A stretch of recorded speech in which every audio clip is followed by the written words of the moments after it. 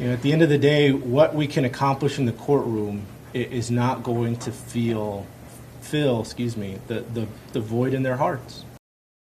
El Paso District Attorney James Montoya explaining his decision not to seek the death penalty in the state's capital murder case against Walmart shooter Patrick Crusius. Crusius was convicted in federal court of shooting and killing 23 people while injuring 22 others at the Cielo Vista Walmart in 2019. The DA announcing his office is no longer seeking the death penalty against that shooter.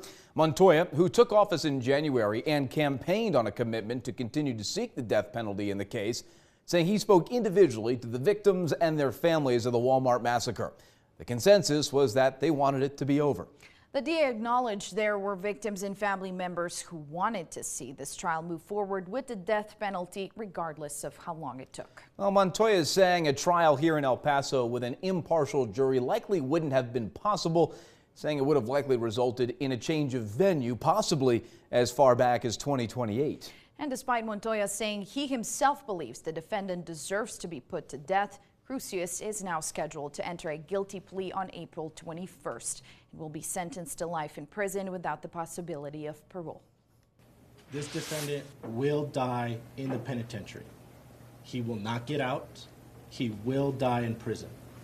And fundamentally, that's what this comes down to is, are we going to drag this out for a year, 2 years, for decades, so that we can stick a needle in his arm?